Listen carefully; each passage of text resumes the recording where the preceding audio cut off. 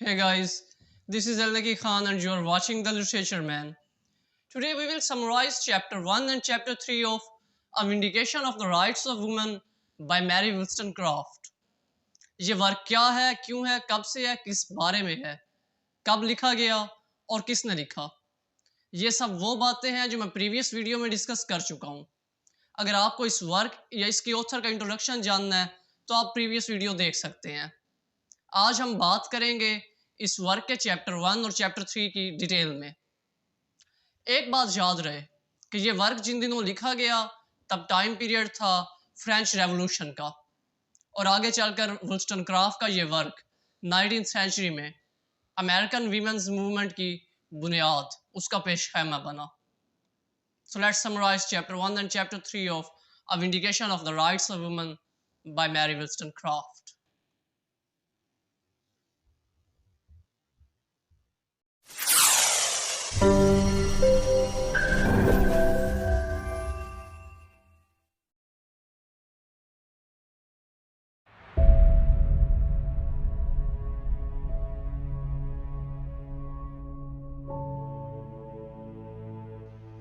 The rights and involved duties of mankind considered. इंसानी हकूक और उनसे वाबस्ता फ़राइज़ पर गौर व फिक्र। इस चैप्टर में मैरी वुलस्टनक्राफ्ट औरत के राइट्स की बात करने से पहले डायरेक्टली बात करती है मोनार्की यानी मलूकियत, बादशाहत के खिलाफ, और वो बात करती है सोसाइटी में कुछ आज़ाद नज़रियात लाने की। वो आगाज़ ही कॉमन से असूलों से करती है, बात करती है रीज़न, वर्चू और नॉलेज की, कि यही वो एलिमेंट्स हैं जिनकी बुनियाद पर हम लोगों में फ़र्क कर सकते हैं कि कोई शख्स कितना बाशऊर, कितना नेक और इल्म वाला है। वो अपने वक्त की सोसाइटी में मौजूद बहुत से फ्लॉज यानी बहुत सी खामियों को तस्लीम करती है, जैसा कि विरासत में मिल जाने वाले एजाज़, दौलत और बादशाहत, और यह सब पाने के लिए की जाने वाली खुशामदें या चापलूसियाँ।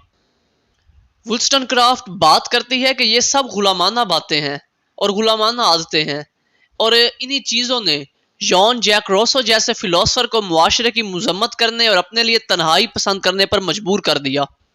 हाँ, मगर वुलस्टनक्राफ्ट के रोसो से बहुत से इख्तलाफात हैं। जैसा कि रोसो ने स्टेट ऑफ नेचर के नाम से एक नज़रिया पेश किया कि लोग पुरअमन तरीके से रहते हुए अपनी बुनियादी ज़रूरियात के लिए काम करते हैं, जैसे कि घर, कपड़ा, खुराक वगैरह। वुलस्टनक्राफ्ट का कहना है कि ये तो ठीक है कि रोसो सोसाइटी में मौजूद बहुत सी खामियों के खिलाफ बात करता है, हाँ, मगर उसका ये स्टेट ऑफ नेचर का नज़रिया बेबुनियाद है। ये नज़रिया उसे सफाक और वहशी बनाता है और वो खुदा यानी गॉड से दूर हो जाता है।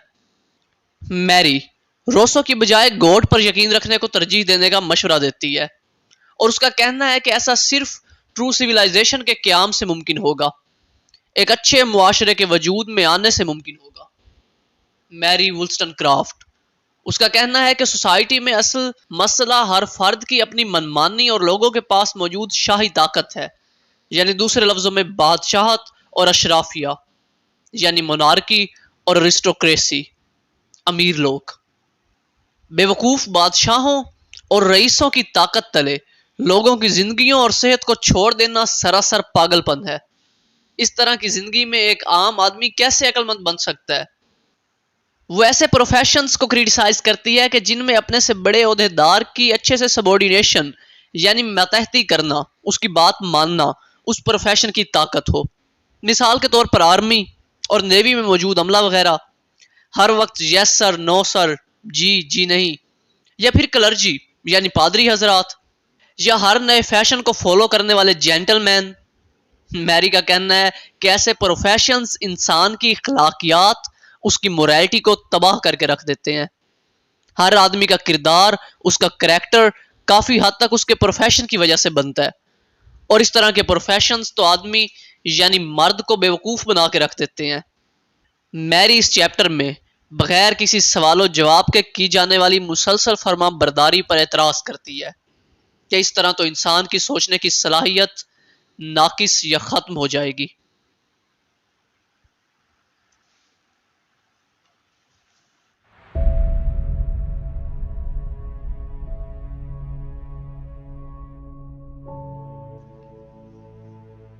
The same subject continued. गुज़िश्ता उन्वान जारी है। इस चैप्टर में मैरी वुलस्टन क्राफ्ट बात करती है मर्द और औरत की चंद फिजिकल क्वालिटीज़ के बारे में कि जिनके ज़रिए हमने सोसाइटी में औरत को वीक और मर्द को स्ट्रोंग बना रखा है।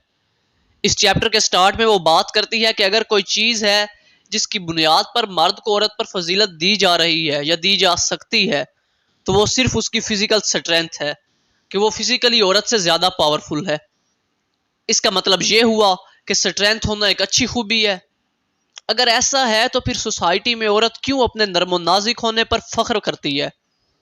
ऐसा इस वजह से है कि हम औरत को अपनी बॉडी का सही इस्तेमाल करने की तालीम देते ही नहीं। हम उसे फ़कत डॉल्स से खेलना सिखाते हैं। मैरी वुलस्टन क्राफ्ट फिर से रोसो पर तनकीद करती है जो ये कहता था कि लड़कियों में ये नफासत इनहेरिटेड है, यानी विरासती तौर पर है।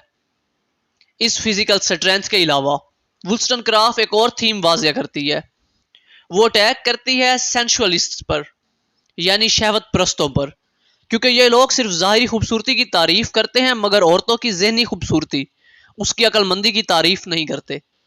हाँ, ये ठीक है कि खूबसूरत औरत को हो सकता है अच्छा हस्बैंड मिल जाए, पर अगर वो मर गया तो उसके बाद क्या? माँ कैसे अपने बच्चों को पालेगी? वो बाप की जिम्मेदारियां कैसे अदा करेगी जबकि ये उसे सिखाई ही नहीं गई? उसे तो सिर्फ हस्बैंड को खुश करना और बच्चों की देखभाल करना सिखाया गया है। मैरी वुलस्टन क्राफ्ट का कहना है कि औरतों की जिम्मेदारियां, उनकी ड्यूटीज मर्दों से डिफरेंट जरूर हैं, मगर ये सब भी ह्यूमन ड्यूटीज हैं। वुलस्टन क्राफ्ट एक और इंकशाफ करती है कि औरतों में ज़्यादातर मतलबी होना क्यों पाया जाता है, क्योंकि हर औरत मुसलसल मर्दों की अटेंशन पाने की कोशिश कर रही होती है और यही चीज़ उसे दूसरी औरतों से मुकाबले और हसद में मुब्तला कर देती है। खुद को नफीस समझते हुए अपनी तारीफ पर खुश हो जाने वाली इन खवातीन का हाल उन परिंदों के जैसा है कि जो पिंजरों में मुक़य्यद होकर डेकोरेशन के तौर पर रखे जाने पर खुश हों और फख्र महसूस कर रहे हों। On the other hand, Wollstonecraft एक औरत का तस्वुर करती है कि जो एजुकेटेड हो और अपनी फैमिली को सपोर्ट कर सके, इवन अपने हस्बैंड की डेथ के बाद भी। वो कहती है, truth doesn't have a gender, truth is truth regardless of whether a man और a woman is speaking it. सच्चाई की कोई जिन्स नहीं होती, सच सच होता है, चाहे उसे कोई मर्द बोले या औरत। At the end, Mary Wollstonecraft की एक और खूबसूरत लाइन जो उसकी सोच को दुरुस्त मानी में वाजिया करती है, I don't wish women to have power over man but over themselves. मैं औरतों की मर्दों पर नहीं बल्कि उनके खुद के ऊपर इक्तदार की ख्वाहिशमंद हूँ। मतलब ये कि एट लीस्ट कम अज कम वो इंडिपेंडेंट हों। So guys, this was a brief summary of chapter 1 and chapter 3 of A Vindication of Rights of Women. Take care, goodbye, tata, see you in the next video. Allah Hafiz.